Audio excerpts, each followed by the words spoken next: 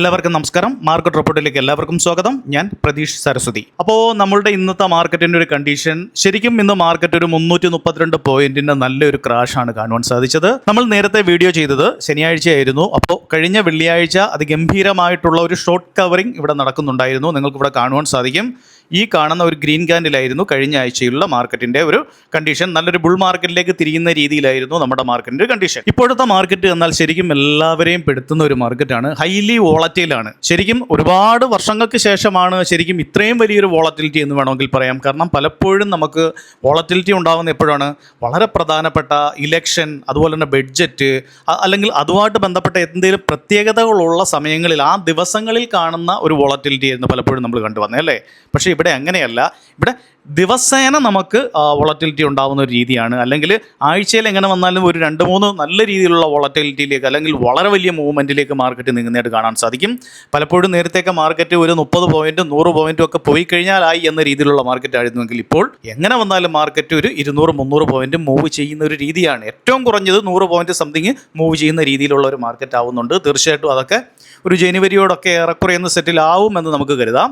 കാരണം മാർക്കറ്റിൻ്റെയൊക്കെ സ്വഭാവമൊക്കെ മാറി വരികയാണ്. ഒരുപാട് നിയമങ്ങളൊക്കെ ഇതിലേക്ക് കൊണ്ടുവരുന്നുണ്ട്. അപ്പോൾ മാർക്കറ്റും അതുമായിട്ടൊന്ന് യോജിച്ചു പോകാൻ അല്പം സമയമെടുക്കും. നേരത്തെ നമ്മൾ സംസാരിച്ചിരുന്നു. നമ്മൾ കഴിഞ്ഞ ആഴ്ച എന്താണ് നമ്മൾ കഴിഞ്ഞ ശനിയാഴ്ചത്തെ നമ്മളുടെ മാർക്കറ്റ് റിപ്പോർട്ടിൽ എന്താണ് സംസാരിച്ചത്? ഇവിടെ നിന്നും അതിശക്തമായിട്ടുള്ള ഒരു ഷോർട്ട് കവറിംഗ് ആയിരുന്നു. കാരണം നിഫ്റ്റി ഓൾറെഡി നല്ലൊരു ഫോൾ കാഴ്ച വെച്ചു അല്ലേ. അതായത് 24,177 എന്ന റേഞ്ചിലേക്ക് വരികയും അതിനുശേഷം മുകളിലേക്ക് പോയി 24,800 പോയി ക്ലോസ് ചെയ്യുകയും ചെയ്യുന്ന ഒരു നിഫ്റ്റിയാണ് കണ്ടത്.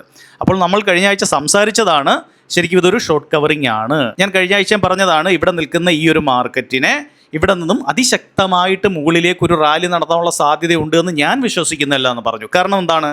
തീർച്ചയായിട്ടും നമ്മളുടെ ഈ ഒരു ഹെഡ് ആൻഡ് ഷോൾഡർ പാറ്റേൺ എന്നത് ഇവിടെ കംപ്ലീറ്റ് ആയിരിക്കുന്നു. അതിനുശേഷം അവിടെ നിന്ന് ഒരു കറക്ഷൻ താഴേക്ക് വരികയും ചെയ്തു. ഇത് നമ്മൾ ഓൾറെഡി നേരത്തെ സംസാരിച്ച കഥകളാണ് അല്ലേ. അപ്പോൾ ശരിക്കും പ്രൈസ് ആക്ഷൻ അനുസരിച്ച് കാര്യങ്ങൾ മുന്നോട്ട് കൊണ്ടുപോകുന്ന ആളുകൾ തീർച്ചയായിട്ടും ഈ ആഴ്ചയിൽ നല്ല പ്രോഫിറ്റ് ഉണ്ടാക്കിയിരിക്കും.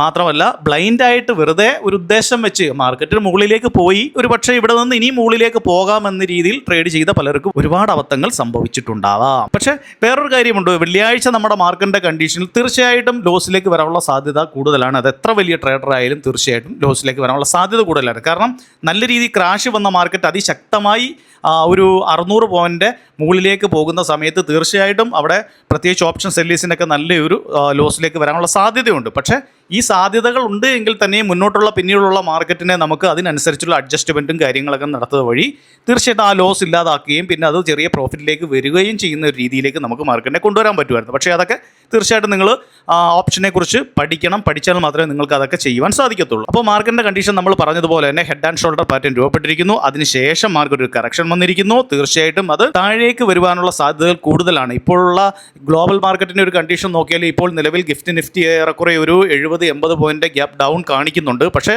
നാളെ രാവിലെ വരെയാണ് നിഫ്റ്റി ട്രേഡ് ചെയ്യുന്നത് നമുക്കറിയാം അല്ലേ. അത് നമുക്ക് എന്തായാലും ഇപ്പോൾ പറയാൻ സാധിക്കത്തില്ല. നാളെ രാവിലെ മാത്രമേ നമുക്ക് അതിനെക്കുറിച്ചൊരു ധാരണ കിട്ടത്തുള്ളൂ. പിന്നെ ഫെഡ് ഇൻട്രസ്റ്റ് റേറ്റ് ഡിസിഷനൊക്കെ ഉണ്ട് ഇനി മുന്നോട്ട് പോകുന്ന ദിവസങ്ങളിലൊക്കെ. അത് നിങ്ങൾക്ക് തീർച്ചയായിട്ടും വാച്ച് ചെയ്യാം. അപ്പോൾ ഇതെല്ലാം നമ്മുടെ മാർക്കറ്റിനെ സ്വാധീനിക്കാനുള്ള സാധ്യത വളരെ കൂടുതലാണ്. പക്ഷേ അമേരിക്കൻ മാർക്കറ്റിനൊന്നും നമ്മുടെ മാർക്കറ്റ് കയറി എന്നായിട്ട് കാണുന്നില്ല.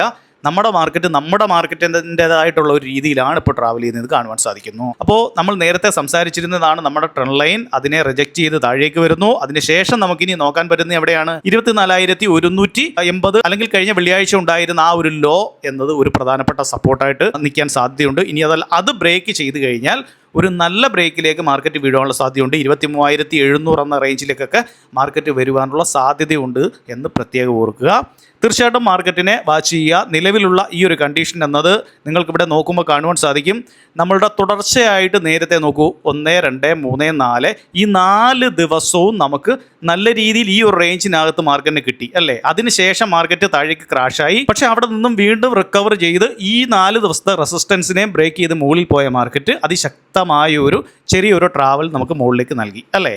അതിനുശേഷം പ്രധാന റേഞ്ചുകളെല്ലാം വീണ്ടും റിജക്ഷൻ ചെയ്ത് താഴേക്ക് വരുന്ന മാർക്കറ്റ് എവിടെയാണ്?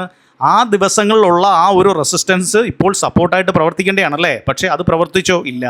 അത് പ്രവർത്തിക്കാതെ അതിന് തൊട്ട് താഴെയാണ് വന്ന് ക്ലോസ് ചെയ്തിരിക്കുന്നതെന്ന് നമുക്ക് ഈ ഒരു ക്യാൻഡിൽ നിന്ന് മനസ്സിലാക്കാൻ സാധിക്കുന്നുണ്ട്.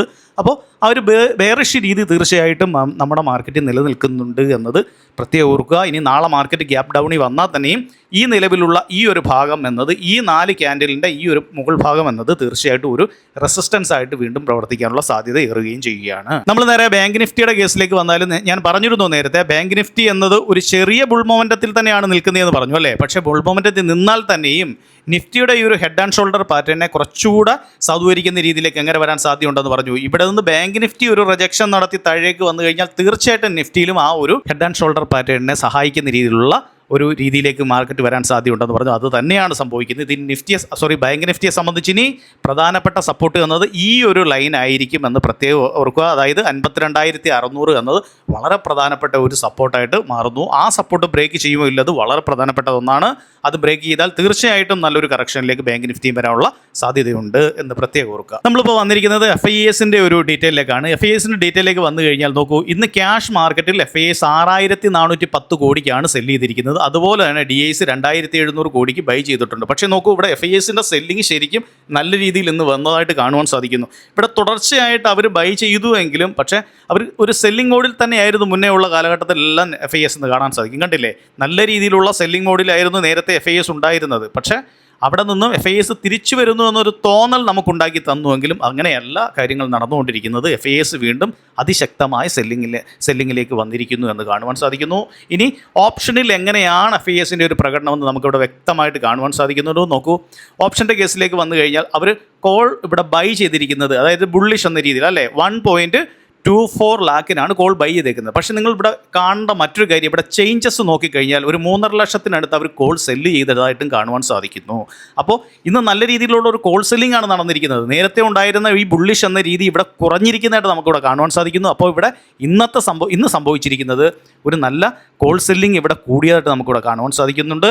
അതുപോലെ തന്നെ പുട്ടിൻ്റെ കേസിലേക്ക് വന്നാലോ, പുട്ട് സൈഡിലേക്ക് വന്നു കഴിഞ്ഞാൽ ഇവിടെ പുട്ട് ബൈ ചെയ്തതായിട്ടാണ് കാണുവാൻ സാധിക്കുന്നത് കൂടുതലും FIS. അപ്പോൾ ഒരു നല്ല ബെയറിഷിലേക്ക് മാർക്കറ്റ് ഇൻഡെക്സ് ഓപ്ഷനിൽ മാറുന്നതായിട്ട് നമുക്കിവിടെ കാണുവാനും സാധിക്കും. നേരെ നമുക്ക് പ്രോസിൻ്റെ കണ്ടീഷനിലേക്ക് വന്നു കഴിഞ്ഞാൽ പ്രോസിൻ്റെ കണ്ടീഷൻ വളരെ ക്ലിയർ ആണ്. കോൾ സെല്ല് ചെയ്തേക്കുന്നു, പുട്ട് ബൈ ചെയ്തേക്കുന്നു, നല്ല രീതിയിലുള്ള ബെയറിഷിലോട്ട് പ്രോസും പോകുന്നു. അപ്പോൾ പ്രധാനപ്പെട്ട ആളുകളെല്ലാം ബെയറിഷിലേക്ക് പോവുകയും ചെയ്യുന്നു.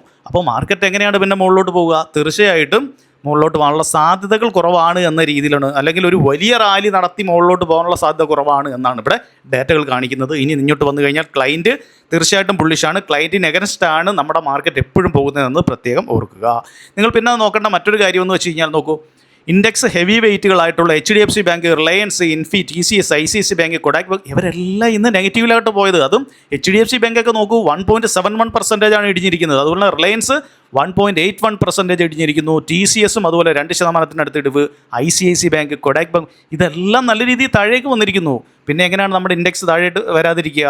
തീർച്ചയായിട്ടും നല്ല രീതിയിലുള്ള സെല്ലിങ്ങിലേക്ക് മാർക്കറ്റ് വന്നിരിക്കുന്നു. നമ്മൾ നേരെ ഇനി OA ബിൽഡപ്പിലേക്ക് പോകാം. OA ബിൽഡപ്പിലേക്ക് പോയി കഴിഞ്ഞാൽ പ്രത്യേകിച്ച് നമുക്ക് നോക്കേണ്ട കാര്യമൊന്നുമില്ല. എന്താണ്, നല്ല രീതിയിലുള്ള ഒരു കോൾ സെല്ലേഴ്സിൻ്റെ ആധിക്യമാണ് വന്നിരിക്കുന്നത്. 24,400, 24,350 ഇവിടെ എല്ലാം ശക്തമായിട്ട് തന്നെ കോൾ സെല്ലേഴ്സ് കൂടുന്നതായിട്ട് നമുക്കിവിടെ കാണുവാൻ സാധിക്കുന്നു. നമുക്ക് ആ ഒരു ചേഞ്ചസ് നിങ്ങൾക്ക് ഇന്നത്തെ ഒരു ഫുൾ ഡേ എടുത്ത് നോക്കിയാൽ തന്നെ നിങ്ങൾക്ക് ഇവിടെ കാണുവാൻ സാധിക്കും. നോക്കൂ, നല്ല രീതിയിൽ ഇവിടെ കോൾ സെല്ലേഴ്സ് വരുന്നതായിട്ടും നല്ല രീതിയിലുള്ള ഒരു അൺവൈൻഡിങ് പുട്ട് സെല്ലേഴ്സിൻ്റെ ഉള്ളതായിട്ട് ഇവിടെ കാണുവാൻ സാധിക്കുന്നത്. അപ്പോൾ മാർക്കറ്റ് ഒരു ബെയറിഷ് രീതി ഉണ്ട് എന്ന് വ്യക്തമായിട്ട് കാണിക്കുന്നുണ്ട് എന്ന് സാരം നമുക്കിവിടെ അറിയാൻ പറ്റും. നോക്കൂ, ഓരോ ചേഞ്ചസ് ഇവിടെ എടുത്ത് നോക്കുമ്പോഴും നോക്കൂ, നല്ല രീതിയിൽ ഇവിടെ എന്താണ് നടന്നിരിക്കുന്നത് നോക്കൂ. പുട്ട് സെല്ലേഴ്സ് ഇവിടെ നല്ല രീതിയിൽ അൺവൈൻഡിങ് ആവുകയും അത് പക്ഷേ കോൾ സെല്ലേഴ്സ് നല്ല രീതിയിൽ കയറുകയും ചെയ്യുന്നതായിട്ട് നമുക്കിവിടെ കാണുവാൻ സാധിക്കുന്നുണ്ട്. അത് മാത്രമല്ല, പ്രധാന സപ്പോർട്ട് എന്ന് കരുതുന്ന 24,200 ആയാലും 24,000 ആയാലും നല്ല രീതിയിലുള്ള ഒരു അൺവൈൻഡിങ് അവിടെയും നടക്കുന്നതായിട്ട് നമുക്ക് കാണുവാൻ സാധിക്കുന്നു. അപ്പോൾ മാർക്കറ്റ് അത്ര സുഖകരമല്ലാത്ത ഒരു രീതിയിലാണ് മുന്നോട്ട് പോകുന്നതെന്ന് നമുക്കിവിടെ കാണുവാനും സാധിക്കുന്നു. അപ്പോൾ മാർക്കറ്റിൻ്റെ ഇന്നത്തെ ഒരു കണ്ടീഷൻ നമ്മൾ വേഗത്തിൽ പറഞ്ഞു പോവുകയാണ് ചെയ്തത്. ഓൾറെഡി നിങ്ങൾക്ക് 2-3 ദിവസം മുമ്പേ ഉള്ള വീഡിയോയിൽ വ്യക്തമായിട്ടെല്ലാം വിശദമായിട്ട് പറഞ്ഞിട്ടുള്ളതായിരുന്നു. അപ്പോൾ അത് തന്നെയാണ് മാർക്കറ്റിൽ നടന്നുകൊണ്ടിരിക്കുന്നത്. അപ്പോൾ ഇന്നത്തെ മാർക്കറ്റിൻ്റെ ഒരു കണ്ടീഷൻ ഇതാണ്. അപ്പം ഇതിനനുസരിച്ച് വേണം മുന്നോട്ട് ഇനി ട്രേഡും കാര്യങ്ങളൊക്കെ നിങ്ങൾ പ്ലാൻ ചെയ്യുവാൻ. ഇത് മാത്രമല്ല, ഇന്ത്യ വിക്സ് നോക്കൂ, ഇന്ന് 14.5 എന്ന അവസ്ഥയിലാണ് ഇന്ത്യ വിക്സ്. ഇന്ത്യ വിക്സ് ശരിക്കും നല്ലൊരു സ്പൈക്കാണ് കണ്ടത്. നമ്മൾ കാണുന്നുണ്ടായിരുന്നു 2 ദിവസമായിട്ട് ഇന്ത്യ വിക്സ് നല്ല രീതിയിൽ സ്പൈക്ക് ചെയ്യുന്നുണ്ടായിരുന്നു അല്ലേ.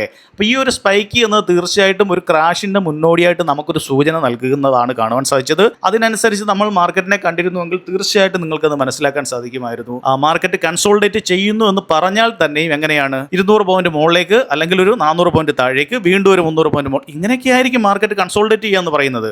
അല്ലാതെ നമ്മൾ ഉദ്ദേശിക്കുന്ന പോലെ ഒരു 20 പോയിന്റ് അകത്ത് നിന്ന് മാർക്കറ്റ് മൂവ് ചെയ്യുന്നതിനെയല്ല കൺസോൾഡേഷൻ എന്ന് പറയുന്നത്. മാർക്കറ്റിൻ്റെ കൺസോൾട്ടേഷൻ എന്ന് വെച്ചാൽ നേരത്തെ ഉണ്ടായിരുന്ന ഒരാഴ്ചയിൽ ഒരുപാട് മൂവ്മെൻറ്റ് മുകളിലോട്ടും താഴേക്കും നടക്കാം. പക്ഷേ മാർക്കറ്റ് ഏറെക്കുറെ ആഴ്ചയുടെ അവസാനം വരുമ്പോൾ ഏറെക്കുറെ ഒരേ റേഞ്ചിൽ തന്നെ ക്ലോസ് ചെയ്യുകയും ചെയ്യുന്നു. അപ്പോൾ ആ ഒരു റേഞ്ചിനെയാണ് നമ്മൾ കൺസോൾട്ടേഷൻ എന്ന് പറയുന്നത്. അപ്പോൾ പലരും മാർക്കറ്റിനെ ഒരു ചെറിയ റേഞ്ചിൽ നിൽക്കും എന്ന പ്രതീക്ഷയിൽ ട്രേഡ് ചെയ്യുന്ന ആളുകളുണ്ട്. തീർച്ചയായിട്ടും ഇതൊക്കെ വളരെ അപകടമാണ്. മാർക്കറ്റിനെ മനസ്സിലാക്കി മാത്രം ട്രേഡ് ചെയ്യാൻ ശ്രമിക്കുക. അതുപോലെ തന്നെ നമ്മളുടെ ഫ്യൂച്ചർ ആൻഡ് ഓപ്ഷൻ കോഴ്സ് വളരെ വിജയകരമായിട്ട് മുന്നോട്ട് പോകുന്നുണ്ട്. മലയാളത്തിൽ വളരെ സിമ്പിളായിട്ട് നിങ്ങൾക്ക് എങ്ങനെയാണ് ഫ്യൂച്ചർ ആൻഡ് ഓപ്ഷൻ കോഴ്സ് ഒരു ബിസിനസ് പോലെ ചെയ്യേണ്ടതെന്ന് വ്യക്തമായി മനസ്സിലാക്കി തരുന്ന ഒരു ക്ലാസ്സാണ്. അപ്പോൾ ആ ക്ലാസ്സിലേക്ക് വരാൻ താല്പര്യമുള്ളവർക്ക് തീർച്ചയായിട്ടും നമ്മുടെ ഈ സ്ക്രീനിൽ കാണുന്ന വാട്സപ്പ് നമ്പറിൽ ബന്ധപ്പെടാവുന്നതാണ്. അപ്പോൾ എല്ലാവർക്കും നല്ലൊരു പ്രോഫിറ്റബിൾ ഡേ ആകട്ടെ എന്ന് ആശംസിക്കുന്നു. നന്ദി, നമസ്കാരം.